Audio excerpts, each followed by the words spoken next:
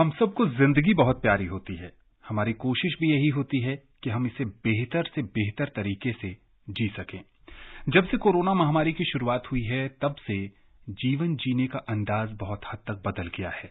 अब जब जीवन वापस पटरी पर लौटने लगा है, तो हम बहुत कुछ करना चाहते हैं।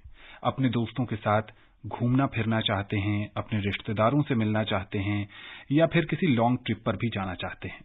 लेकिन इन सब के बीच इस बात का खास ध्यान रखिए कि कोविड अभी समाप्त नहीं हुआ है। संक्रमण के मामले भारत में 10,000 से ज्यादा लगातार आ रहे हैं। ऐसे में आपकी छोटी सी लापरवाही आपके लिए, आपके परिवार के लिए और समाज के लिए परेशानी का सबब बन सकती है। कोरोना जागरूकता श्रृंखला के आज के कार्यक्रम के साथ मैं हूं आनंद श्रीवास्तव और हमारे साथ हैं पटना एम्स से डॉक्टर संजीव कुमार। डॉक्टर संजीव, कार्यक्रम में आपका बहुत बहुत स्वागत है। डॉक्टर साहब नमस्कार। नमस्कार, सभी श्रोताओं को हमारा नमस्कार। डॉक्टर साहब के साथ हम चर्चा शुरू करें, इससे पहले हम अपने श्रोताओं को बता देना चाहते हैं कि अगर वो भी इस कार्यक्रम से जुड़ना चाहते हैं तो हमें फोन कर सकते हैं। हमारा फोन नंबर है 011-2331-4444। हमारा टोल फ्री नंबर है 1800-115767। डॉक्टर संजीव, भारत के ज्यादातर हिस्सों में ठंड पड़ने लगी है। बहुत सारे महानगरों में प्रदूषण से भी लोग परेशान हैं और एक तरफ कोरोना का संकट भी बना हुआ है। ऐसे में आप क्या कहेंगे कि कैसे खुद को स्वस्थ रखा जा सके इन तमाम तरह की चुनौतियों के बीच? जी, ये तो परिस्थितियां थोड़ी बदल गई हैं।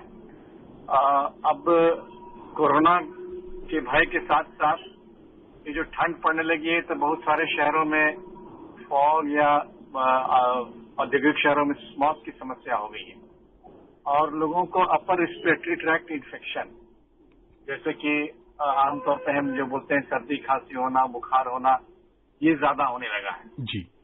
और इसमें चूंकि प्रदूषण भी एक हिस्सा है और प्रदूषण के कारण बहुत एलर्जी हो जाती है, जिसके कारण सर्दी खांसी और बढ़ जाती है। तो ऐसे में बहुत सावधान रहने की जरूरत है। खासकर बच्चों को बचाने की जरूरत है ठंड से भी और बाहर के प्रदूषण से भी। और कोविड के लिए तो जो हमारा जो कोविड एप्रोप्रिएट बिहेवियर या कोविड अनुकूल व्यवहार है, उसका पालन करना है। उससे एक फायदा, जैसे कि हम मास्क लगाने की बात करते हैं हमेशा कोविड से बचने के लिए जी। और अगर हम मास्क लगाने को अपना आदत लगा लें तो इस ठंड के मौसम में भी ये अपर रेस्पिरेटरी ट्रैक्ट इन्फेक्शन या प्रदूषण से होने वाले एलर्जी से भी बचाव करेगा जी। तो ये मास्क हमें कई मायनों में फायदा करेगा और हम इस मौसम के कारण जो एलर्जी हो रही है या इन्फेक्शन हो रहा है उससे भी बचेंगे और कोविड से तो बचाव होगा। डॉक्टर संजीव, जैसा कि आपने कहा कि ठंड के मौसम में बहुत सारे बड़े शहरों में प्रदूषण का स्तर बढ़ गया है, इससे सांस संबंधित बीमारियां बढ़ जाती हैं। वैसे लोग जो पहले से ही सांस से जुड़ी बीमारियों से परेशान हैं, उन्हें अगर इस मौसम में बुखार होता है और उनकी सांस तेजी से चलने लगती है और जो रक्तचाप के मरीज हैं, अचानक से बीपी बढ़ने के कारण भी कई मामलों में देखा गया है कि सांस बहुत तेजी से चलने लगती है। ऐसे में उनके सगे संबंधियों को लगता है कि कहीं ये कोरोना संक्रमण के तो लक्षण नहीं हैं। क्या कहेंगे आप इस पर? जी, ये जो शंका है या डर है बिल्कुल सही है, क्योंकि ये जो बुखार या सर्दी खांसी होना या सांस में तकलीफ होना, ये दूसरे इन्फेक्शन में भी हो सकता है, लेकिन कोविड के भी यही लक्षण है जी। तो इस मामले में यही सलाह है कि अगर ऐसे लक्षण आते हैं तो कोविड का टेस्ट, जो हमारा आरटीपीसीआर टेस्ट है, वो जरूर कराना है, क्योंकि इसी से क्लियर होगा कि ये कोविड है या नहीं, या दूसरे बैक्टीरियल या वायरल इन्फेक्शन है। तो अपने चिकित्सक से सलाह जरूर लें और साथ में चिकित्सक से विमर्श करके ये कोविड का टेस्ट आरटीपीसीआर या रैपिड एंटीजन टेस्ट जरूर कराने। और एक टेस्ट अभी सब जगह हो रहा है, सरकार के अस्पतालों में हो रहा है। सरकार की भी स्वास्थ्य मंत्रालय का ये संकल्प है कि ज्यादा से ज्यादा टेस्ट हो। हमारे प्रदेश बिहार में बिहार सरकार ने निर्णय लिया है कि जो भी लोग बाहर से आ रहे हैं या जा रहे हैं या कोई उसको इस तरह के लक्षण आते हैं तो टेस्ट की जाए और आरटीपीसीआर टेस्ट की व्यवस्था सारे पीएचसी से डिस्ट्रिक्ट अस्पताल सब जगह दी गई है। डॉक्टर संजीव, अब से थोड़ी देर पहले एक खबर आई कि भारतीय रेलवे ने एक बार फिर से रेलगाड़ियों के अंदर जो भोजन बनकर दिया जाता था, पेंट्री कार के जरिए यात्रियों को मुहैया कराया जाता था, उसकी शुरुआत दोबारा से कर दी है। बीच में कोरोना संकट के कारण पेंट्री कार को बंद कर दिया गया था। ट्रेन में किसी भी तरह का खाना नहीं बनाकर दिया जाता था, पैकेट फूड्स ही दिए जाते थे यात्रियों को। अब जब पेंट्री कार की सुविधा दोबारा से बहाल कर दी गई है, ऐसे में सफर करने वाले यात्रियों को किन किन बातों का ध्यान रखना चाहिए? देखिए, ये तो एक तरह से शुभ संकेत है कि कोरोना का प्रकोप कम हो रहा है। और हेलो, अब मेरी आवाज आ रही है? जी बिल्कुल, बताएं आप। कोरोना का प्रकोप कम हो रहा है जी, और जो आमतौर पर आम दिनचर्या है उस पर हम लोग वापस लौट रहे हैं जी। तो रेलवे का ये कदम भी उसी के तहत है कि अब कोरोना का संक्रमण जो भारत सरकार और स्वास्थ्य मंत्रालय और हमारे जो चिकित्सा कर्मी, जो हेल्थ केयर वर्कर है, उनके प्रयास से जो कमी आई है, टीकाकरण के कारण जो कमी आई है, तो अब आमतौर पर दिनचर्या की चीजें शुरू हो गई हैं। जी। तो पेंट्री कार से खाना बनाने में ये देखा गया है इधर कि अब जो कोरोना का संक्रमण फैल रहा है वो ज्यादातर ड्रॉपलेट इन्फेक्शन के कारण से हो रहा है, सांस नली के रेस्पिरेटरी सिस्टम के द्वारा। जी। तो टच से या खाने से जैसे पहले दौर में जो शंका थी वैसा अब नहीं है। तो ये ठीक है, आम जनता को इससे यही करना है कि जो भी पेंट्री कार से अब भोजन आता है तो उसको ग्रहण करते हैं तो हाथ को फिर सैनिटाइजर से जरूर साफ करें। जी। और जो कर्मचारी आते हैं वहां से वो देखें कि वो भी ग्लव्स पहन के पूरी सफाई की तरह से आ रहे हैं कि नहीं।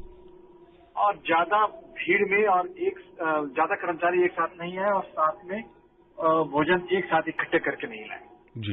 इस तरह से थोड़ी थोड़ी सावधानियां बरतेंगे तो ये सुरक्षित है और खाना आप ले सकते हैं पेंट्री कार से और खा सकते हैं। बस हाथ को सैनिटाइजर से जरूर करें और ज्यादा लोगों के संपर्क में आने से बचें। डॉक्टर संजीव, यहाँ पर एक और व्यवहारिक सवाल है, रेलगाड़ी से जुड़ा है। जब भी हम ट्रैवल की बात करते हैं और खासकर अगर ट्रेन ट्रैवल की बात करते हैं तो जो यात्राएं 12 घंटे या 15 घंटे की होती हैं, क्या पूरे समय यात्रियों को मास्क लगाना जरूरी है? चूंकि वहां पर क्लोज कॉन्टैक्ट तो जरूर होता है। अगर हम लोअर बर्थ पर बात करें तो 3 व्यक्ति बैठते ही बैठते हैं दिन के समय में।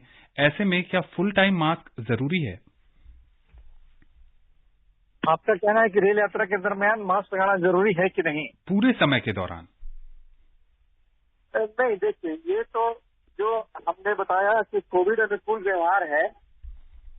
रेल यात्रा के दरमियान आप बंद कमरे में रहते हैं, बंद डब्बे में रहते हैं और जो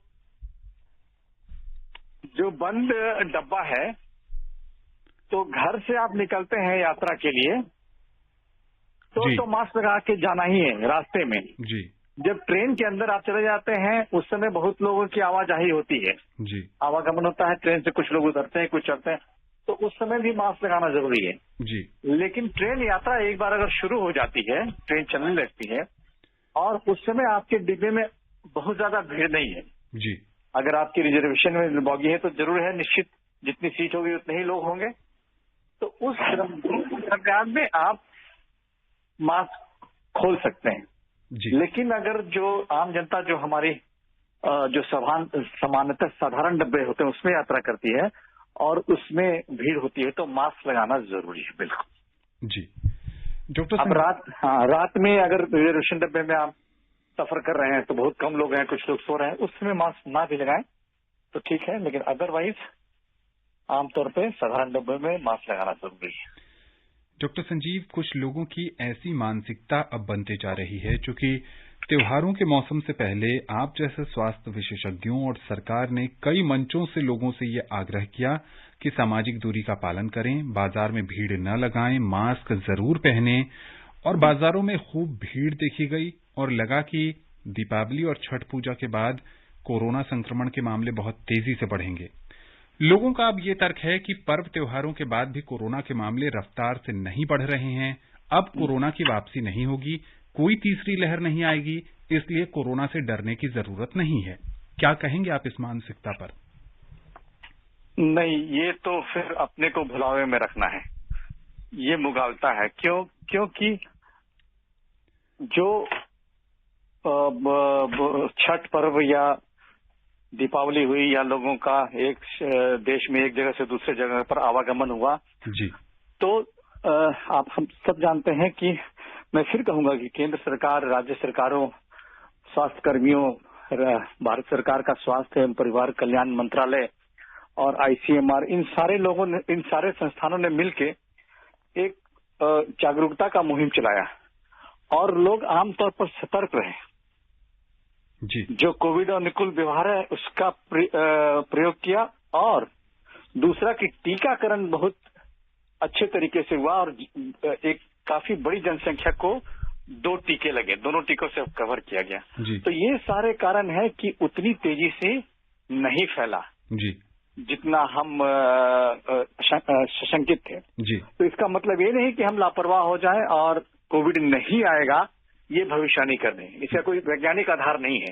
जी। क्योंकि आप याद करें कि पहले दौर और दूसरे दौर के बीच में भी कुछ इसी तरह की मानसिकता हो गई थी जी। और लोग बोलने लगे थे कि कोरोना चला गया, अब दोबारा नहीं आया, और जब दोबारा आया तो कितनी तेजी से आया और कितनी भयावह तरीके से आया, पूरा देश भुगत चुका है। जी बिल्कुल। तो इसलिए अब ऐसा नहीं है, ऐसा बिल्कुल नहीं सोचने रहा है कि नहीं आएगा, अभी नहीं है, अभी कम है, हम आंकड़े देख रहे हैं। लेकिन आप देखें छठ के बाद अभी बिहार की मैं बात करूं, पटना में जी। अभी कल पटना में हमारे एम्स में, all India institute of medical science में कोविड वार्ड में 4 नए मरीज आए जी।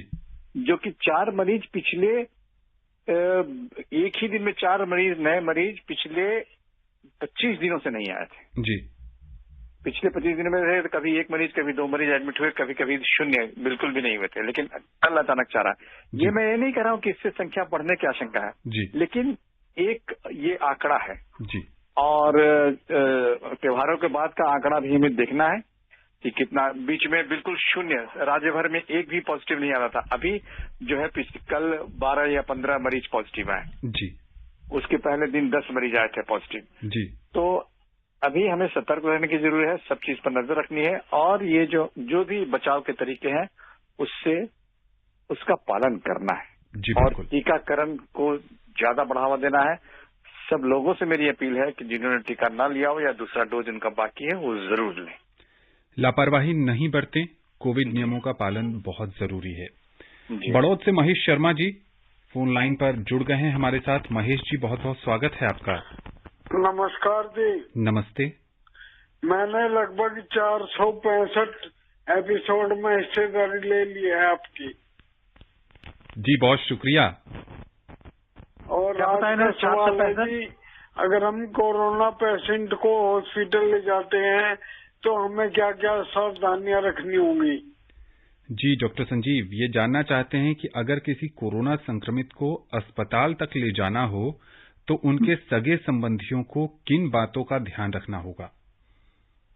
देखिए, अगर कोरोना संक्रमित हैं तो उनके परिवार वाले और उनके सगे संबंधी जो उनके निकटता में आते हैं या जैसे कि अस्पताल ले जाते हैं जी, तो बिल्कुल बात वही है कि उन लोगों को उस मरीज की सेवा तो करनी ही है, लेकिन अपना जो बचाव के तरीके जैसे मास्क लगाना, सैनिटाइजेशन करना और उस मरीज के बहुत नजदीक में नहीं आना जी, उसके खासकर उसके चेहरे के नजदीक, क्योंकि श्वास नली से ही ये फैलता है जी। और अगर आपको हेल्थ केयर वर्कर अवेलेबल नहीं है जी, कोई कोरोना से युक्त कोरोना मरीज को ले जाने वाला एम्बुलेंस नहीं है, तो मेरी सलाह ये है कि आप पीपीई किट जी मंगवा लें और मरीज को छूने से पहले, उनको ले जाने के पहले पीपीई किट पहन लें। जी, ये सावधानी बरतनी है। सावधानी ही बचाव है। कोविड संक्रमण के इस दौर में अगर हमारे कोई जान पहचान के या रिश्तेदार कोरोना से संक्रमित हो जाते हैं तो हमें उपेक्षा की भावना नहीं रखनी चाहिए। ये एक बीमारी है, उनके किसी गलत काम के कारण वो बीमार नहीं हुए हैं। उनकी जहां तक सेवा हो सके, जहां तक सहायता हो सके जरूर करनी चाहिए। लेकिन जैसा कि डॉक्टर संजीव बता रहे हैं कि अपनी सुरक्षा का पूरा ध्यान रखना पहले जरूरी है। झारखंड से श्यामू महतो जी जुड़ गए हैं। कार्यक्रम में आपका बहुत बहुत स्वागत है। हेलो श्यामू जी, अपना सवाल पूछिए। नमस्ते। नमस्कार। सबसे पहले तो मैं डॉक्टर साहब एवं पूरी टीम को बहुत बहुत नमस्ते मेरे तरफ से। जी। मेरा 2 सवाल है। जी। सवाल ये है कि वैक्सीन लगने के बाद क्या हमें कोरोना का माने खतरा मन हो सकता है? और नेक्स्ट क्वेश्चन, अभी विदेशों में जैसे यूरोपियन कंट्रियों का हालत क्या है, थोड़ा इसके बारे में चर्चा करें। Thank you. जी डॉक्टर संजीव। इनका पहला सवाल है कि कोरोना के दोनों वैक्सीन लग चुके हैं जी, तो फिर भी खतरा है कि नहीं? जी, कोरोना के दोनों वैक्सीन समय पर लग गए हैं तो अमूमन एंटीबॉडीज बन जाती है तो खतरा कम है, लेकिन ऐसा नहीं है कि खतरा बिल्कुल शून्य है। इसमें जरूर है कि अगर इन्फेक्शन होता भी है तो चूंकि आपके शरीर के अंदर, उस आदमी के शरीर के अंदर इतनी एंटीबॉडी होती है कि वो उस वायरस का प्रभाव शरीर पर नहीं पड़ने दे जी, तो उनको उतनी गंभीर अवस्था में बीमारी नहीं होगी, सीरियस नहीं होगा जी। नंबर 1। नंबर 2, कोरोना के वैक्सीन लेने से आपके ब्लड में, आपके शरीर में एंटीबॉडीज बनती है जी। लेकिन कोरोना के जो वायरस है वो आपके नाकों से, आपके श्वसन तंत्र से आपके शरीर में प्रवेश करते हैं जी, तो उसका प्रवेश तो नहीं रोक सकते हैं जी। तो वो आएंगे जरूर। अगर आपके कोई वैक्सीन लिए हुए आदमी है, उसके सांसों में, लंग्स में, रेस्पिरेटरी सिस्टम में कोरोना के वायरस आ जाएंगे जी। लेकिन उसमें फायदा ये है कि जो वैक्सीनेटेड है उनको बहुत गंभीर अवस्था की बीमारी नहीं हो सकती है, और बीमारी नहीं भी हो सकती लेकिन वो दूसरे को संक्रमित कर सकते हैं। वायरस उनके शरीर में पड़ा हुआ है, इसे दूसरे को जा सकता है जी। ये 2 चीज का ख्याल रखना है। इन्होंने कहा कि दुनिया के और मुल्कों में इस समय कोरोना के क्या हाल हैं, उसका भी कुछ आप अपडेट दीजिए। ये मैं बता दूं कि अभी तो हम लोग दूसरे दौर से निकल चुके हैं करीब करीब जी, और तीसरे दौर की बात हो रही है। सशंकित है आएगा नहीं आएगा, ये बहुत बड़ा प्रश्न है, लेकिन दुनिया के कई देशों में तीसरा दौर भी आ चुका है। और अभी पिछले 15 दिनों में रसिया, यूरोप के कुछ देश, अमेरिका का कुछ भाग और इंग्लैंड में संख्या बढ़ गई है जी। रसिया में तो वैक्सीन लिए हुए लोगों को भी हो रहा है जी, और काफी संख्या में लोग अस्पताल में भर्ती हो रहे हैं और मृत्यु के भी रिपोर्ट्स आए हैं जी। इंग्लैंड में सबको बूस्टर डोज देने का निर्णय लिया गया, लोग बूस्टर दे रहे हैं, लेकिन फिर भी इतनी संख्या में मरीज किसी काउंटी में आ गए हैं कि वहां लॉकडाउन भी लगाया गया है। अब बात हो रही है जी। अमेरिका के कुछ प्रांतों में जहां पर ये बता दिया गया था कि अब हम लोग निकल चुके हैं, मास्क लगाने की जरूरत नहीं है काम की जगहों पे, वहां दोबारा मास्क लगाने की बात हो गई। स्कूलों में बच्चों को मास्क लगाना अनिवार्य कर दिया गया है और 5 वर्ष से ले ज्यादा के बच्चों को भी वैक्सीन लगाया जा रहा है जी। तो कमोबेश स्थिति ये है कि कई देशों में तीसरा फेज आ गया है और इधर 15 दिनों में कुछ देशों में मरीजों की संख्या बढ़ी है। ऑस्ट्रेलिया में भी कुछ क्षेत्रों में संख्या बढ़ी है। दुनिया के तमाम देशों का हाल जानने के बाद आप परेशान मत होइए, लेकिन हाँ सजग जरूर हो जाइए, क्योंकि तीसरी लहर अगर कई देशों में आ गई है तो वो यहाँ तक न पहुंचे और न फैले, इसकी जिम्मेदारी देश के हर एक नागरिक पर है।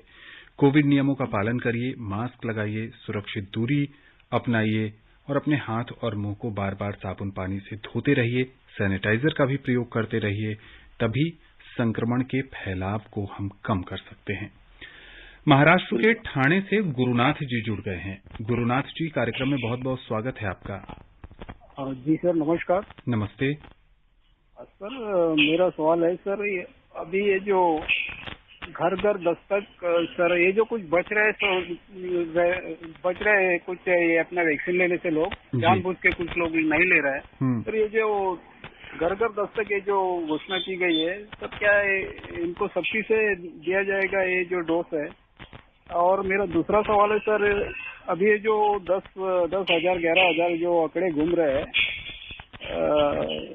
स्वस्थ होने के और जो इन्फेक्टेड होने के लिए, सर क्या 115 करोड़ जो वैक्सीनेशन जो कारगर ढंग से हुआ है सर, क्या इसका श्रेय जो आप रोक पाने में जो हमको सफलता मिली है हमारे देश को, तो क्या सर ये सारा श्रेय ये वैक्सीनेशन को जाता है? और मेरा तीसरा सवाल सर, छोटा सा सवाल है सर, ये जो न्यूज में जो आंकड़े बता रहे हैं सर कि 38 करोड़ को दूसरा डोज दिया गया और 37 करोड़ को पहला डोज दिया गया सर, 115 तो दे चुके हैं सर, तो ये आंकड़े ऐसे क्यों बता रहे हैं?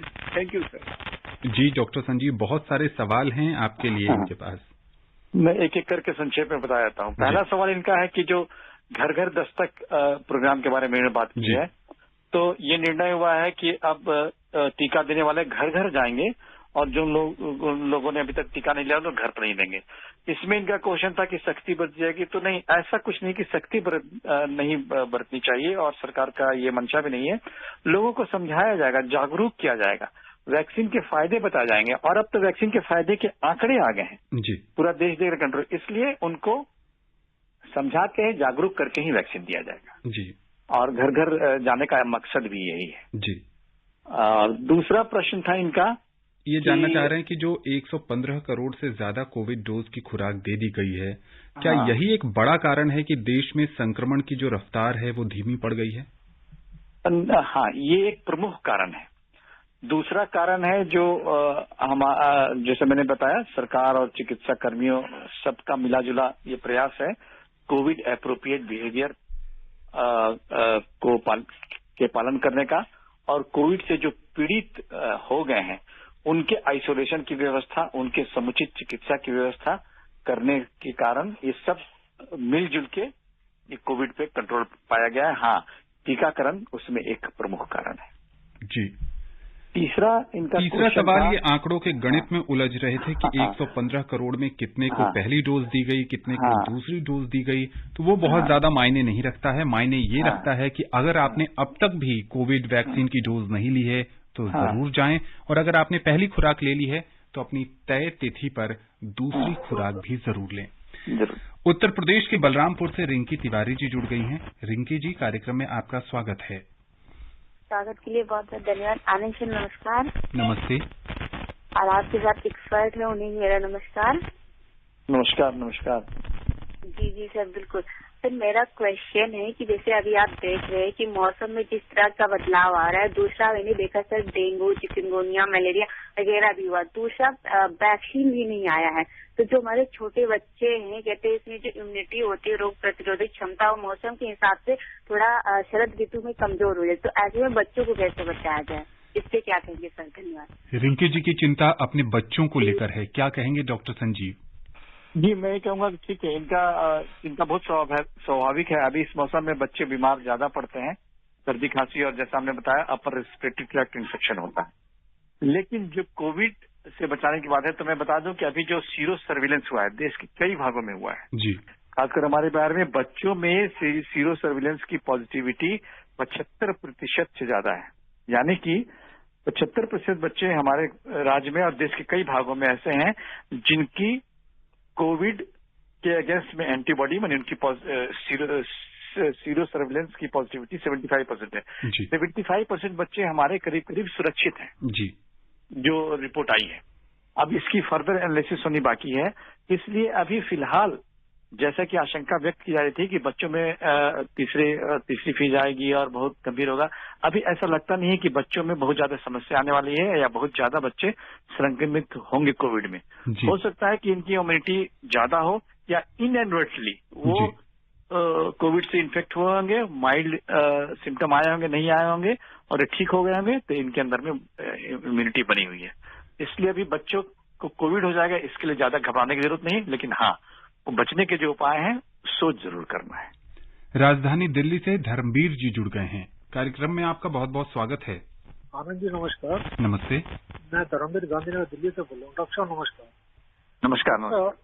डॉक्टर साहब, जैसे पोलियो की खुराक हर साल जैसे बच्चों को हर 6 महीने में ये खुराक का जो एक सरकार की तरफ से कार्यक्रम चलाया गया, जिससे हद तक 100% तक काबू पा लिया गया। हाँ। अब ये कोरोना का जो ये वायरस के ऊपर जो टीकाकरण चल रहा है, ये क्या कंटिन्यू चलता रहेगा जिससे वायरस पे हम ठोस कदम उठा पाएंगे? हाँ, जब तक कंट्रोल नहीं होता है, जब तक ये पैंडेमिक समाप्त होने का निर्णय नहीं लिया जाता है WHO और विभिन्न सरकारों द्वारा, तब तक ये एक वैक्सीन का कार्यक्रम चलता रहेगा। हो सकता है कि अभी बूस्टर डोज के बारे में भारत में डिसीजन नहीं हुआ है।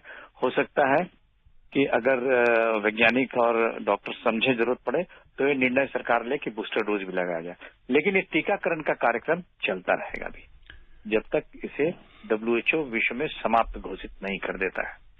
मुंबई से भूपेंद्र जी हमारे साथ जुड़ गए हैं। भूपेंद्र, आपका कार्यक्रम में बहुत बहुत स्वागत है। सर, मुझे पूछना है कि जो 18 साल के नीचे जो लोग हैं, बच्चे या लड़कियां, उनका वैक्सीनेशन का ड्राइव कब होगा और उसके साइंटिफिक रीजन क्या है ऐसा कि उनको नहीं दिया गया है अभी तक? किन कारणों से 18 वर्ष के नीचे के लोगों को वैक्सीन नहीं दी गई है और कब इसकी शुरुआत होगी?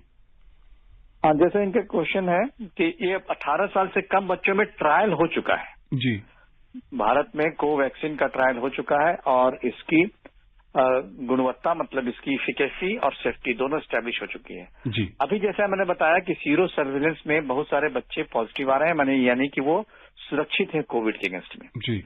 तो अभी सरकार का या Indian council of medical research का ये निर्णय नहीं हुआ है कि बच्चों को वैक्सीन दिया जाए। जी। लेकिन इस पर नजर रखी जा रही है। अगर ऐसा लगेगा कि बच्चों में होने का खतरा, कोविड होने का खतरा बढ़ रहा है या जरूरत है उनको देने की, तो सरकार का निर्णय होगा तो दिया जाएगा।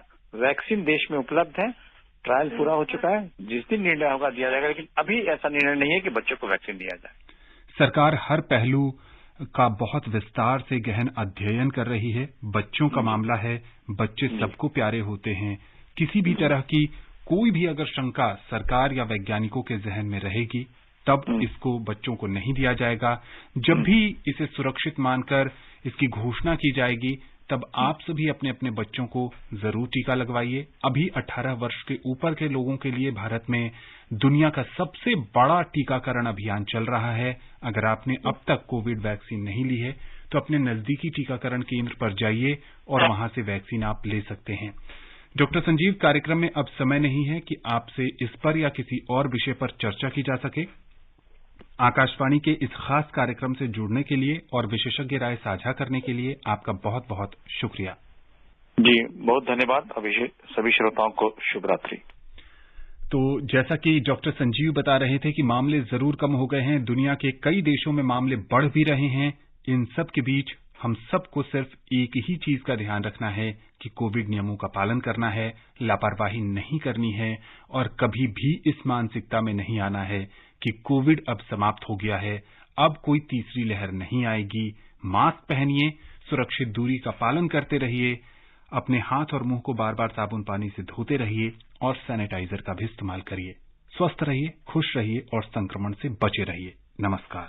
कोविड-19 विशेष कार्यक्रम के अंतर्गत अभी आप सुन रहे थे कोरोना वायरस संक्रमण की वर्तमान स्थिति पर चर्चा, जिसे प्रस्तुत कर रहे थे आकाशवाणी संवाददाता आनंद श्रीवास्तव। इस कार्यक्रम में आमंत्रित स्वास्थ्य विशेषज्ञ थे अखिल भारतीय आयुर्विज्ञान संस्थान पटना के डॉक्टर संजीव कुमार। ये कार्यक्रम आकाशवाणी के समाचार सेवा प्रभाग द्वारा प्रस्तुत किया गया। इसे आप हमारे mobile app news on AIR और YouTube channel news on AIR official पर भी सुन सकते हैं। इस कार्यक्रम के संबंध में अपनी प्रतिक्रिया आप हमें ईमेल कर सकते हैं। पता है airnsdtalks@gmail.com। ये कार्यक्रम फिर से सुनने के लिए लॉग ऑन करें हमारी वेबसाइट newsonair.nic.in।